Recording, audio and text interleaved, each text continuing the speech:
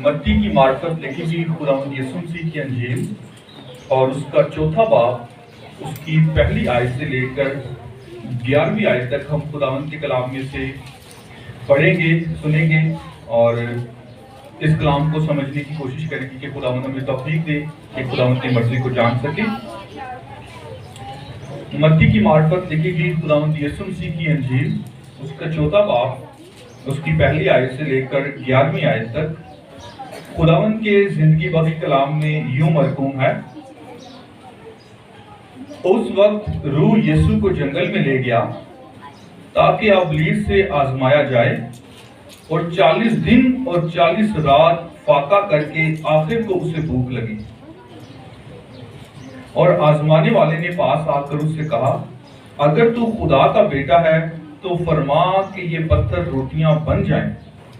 اس نے جواب میں کہا، لکھا ہے کہ آدمی صرف روٹی ہی سے جیتا نہ رہے گا بلکہ ہر بات سے جو خدا کے منہ سے نکلتی ہے۔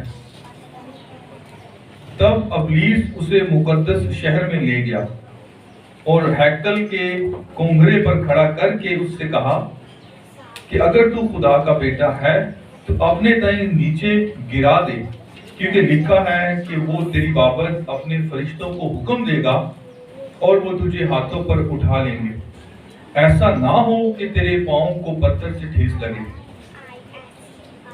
یسوع نے اس سے کہا، یہ بھی لکھا ہے کہ تو خداوند اپنے خدا کی آزمائش نہ کر۔ پھر ابلیس اسے ایک بہت اونچے پہاڑ پر لے گیا اور دنیا کی سب سلطنتیں اور ان کی شان و شوکت اسے دکھائی، اور اس سے کہا، اگر تو جھک کر مجھے سجدہ کرے تو یہ سب کچھ تجھے دے دوں گا۔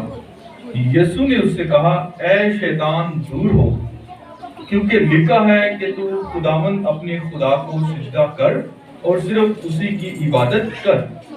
تب ابلیس اس کے پاس سے چلا گیا اور دیکھو فرشتے آ کر اس کی خدمت کرنے لگے۔ خداوند کے مقدس کلام کا پڑھا سنا جانا ہم سب کے لیے برکت کا باعث ہو، آمین۔ خداوند کا شکر ہو۔ آئیں دعا مانگیں۔ مہربان باپ، ہم تیرا شکر، تیری تعریف کرتے ہیں تیرے کلام کا جو حصہ اس وقت میں پڑھا گیا ہے۔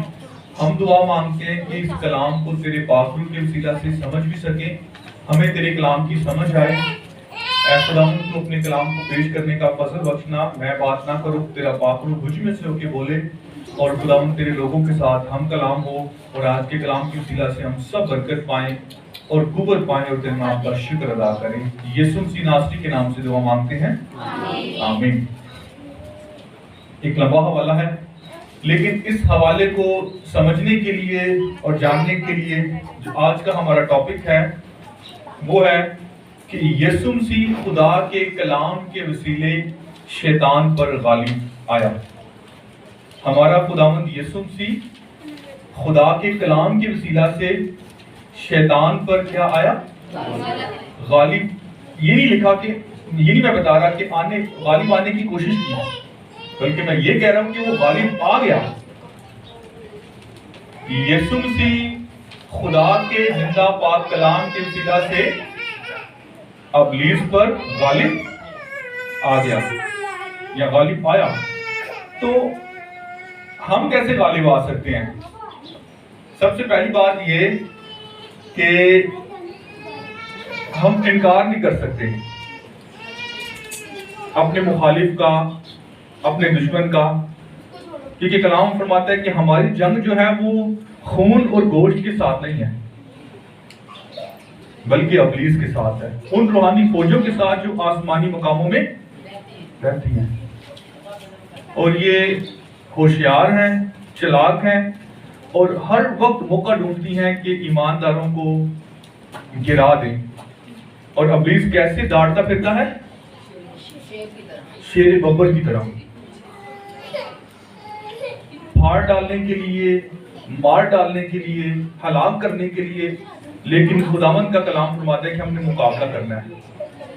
یعقوب کے خط چوتھا باب اس کی 7ویں آیت میں، پس خدا کے تابع ہو جاؤ اور ابلیس کا تو وہ تم سے خداوند کے تابع ہونا، یعنی خدا کے کلام کو اپنے اوپر غالب آنے دینا، خدا کے کلام کو استعمال میں لے کے آنا،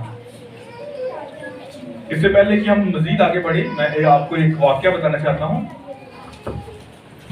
اکثر فیملیز میں جائیں وزٹ کے لیے تو کچھ فیملیز ایسی ہوتی ہیں جنہوں نے اپنے جو پاسبان ہوتے ہیں، جو خدمت گزار لوگ ہوتے ہیں، ان کے لیے اسپیشل الگ سے برتن رکھے ہوتے ہیں. ایک فیملی ایسی بھی تھی جنہوں نے خادموں کے لیے الگ سے برتن رکھے ہوئے تھے کہ یہ صرف خادموں کے سامنے ہم نے پیش کرنے ہیں. اپنی عام روٹین میں جن میں وہ پانی پیتے ہیں، کھانا کھاتے ہیں، وہ ان کے عام ہے، اچھے برتن ہیں وہ بھی جن کو وہ استعمال کرتے ہیں. لیکن انہوں نے اسپیشل برتن خرید کر الگ رکھے ہوئے تھے کہ یہ جب ہمارے گھر میں، جب ہم پاسٹرز کا اور لیڈرز کا، خادموں کا کھانا کرتے ہیں، انوائٹ کرتے ہیں، چائے کے لیے بلاتے ہیں، کھانے کے لیے بلاتے ہیں، تو یہ برتن کیا ہے، ان کے استعمال میں ہم لے کے آئیں گے. ہم ان کو استعمال نہیں کرتے کیونکہ ہم نے اسپیشل خدا کے خادموں کے لیے ان کو رکھا ہوا ہے. ایسے ہوتا ہے کہ ہم کوشش کرتے ہیں کہ خادموں کو ہم اچھی سے اچھی چیز پیش کرنے کی کوشش کریں. ایک فیملی تھی، ان کے پاس سونے کا چمچ تھا، سونے کا چمچ. انہوں نے وہ چمچ اس کام کے لیے رکھ لیا کہ ہم اپنے خادموں کو سرو کریں گے. اس کے ساتھ شاید انہوں نے کچھ کھانا ہے، کچھ چائے میں مکس کرنا ہے، کچھ چیز. یہ سونے کا چمچ ان کے لیے یہ وہ استعمال کر کے واپس گھر چھوڑ کے چلے جائیں، یہ نہیں کہ ساتھ لے جائیں. تو لیکن جو چرواہا ہوتا ہے اس کو اپنی بھیڑوں کا پتہ ہوتا ہے. اس خادم کو، اس فیملی کا پتہ تھا کہ کافی دیر سے ان کو نوٹ کر رہا تھا کہ وہ خدا کے نزدیک ہے یا خدا سے دور ہے. تو جب ان کے لیے چائے پیش کی گئی تو وہ ساتھ انہوں نے سونے کا چمچ رکھا کہ اس کے ساتھ آپ چینی ڈالیں اور مکس کریں. تو انہوں نے چینی ڈالی، مکس کی، دعا وغیرہ کر کے چلے گئے. تو بعد میں اس فیملی کو اپنا چمچ نہیں مل رہا تھا. وہ بڑی پریشان کہ یہ کیا ہوا ہے ہمارے ساتھ. اب سیدھا سیدھا شک کہاں پہ جا رہا ہوگا کہ لگتا ہے کہ جو خادم آئے ہیں وہ ہمارا چمچ کیا ہے، لے گئے ہیں. اب وہ خود میں میاں بیوی اور بچے آپس میں شرمسار بھی تھے کہ ہم اپنے پاسٹر کو فون کریں کہ نہ کریں. کتنی انسلٹ والی بات ہے. وہ اپنی انسلٹ فیل کر رہے تھے کہ ہم فون کر کے یہ کہیں کہ پاسٹر جی، سر جی، کہیں غلطی سے آپ یا آپ کے بچے ہمارا سپون تو نہیں لے گئے، یہ کہیں غلطی سے آپ نے اپنے بیگ میں تو نہیں رکھ لیا. کہہ رہے یہ ہمیں کہنے میں بڑی شرم آ رہی ہے، ہم کیا کریں. ایک دن ایسے گزار دیا، گھر میں ڈھونڈتے رہے. دوسرا دن گزار دیا، ڈھونڈتے رہے.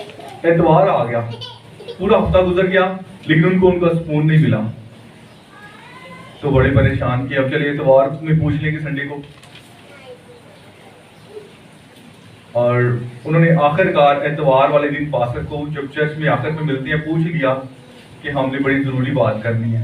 پریشان تھے کہ جس دن سے آپ ہمارے گھر آئے ہیں اور آپ گئے ہیں اس کے بعد سے ہمارا جو سونے کا چمچ تھا جو اسپیشل ہم نے آپ لوگوں کے لیے رکھا تھا، خادموں کے لیے کہ وہ اس کو استعمال کریں، نہیں مل رہا.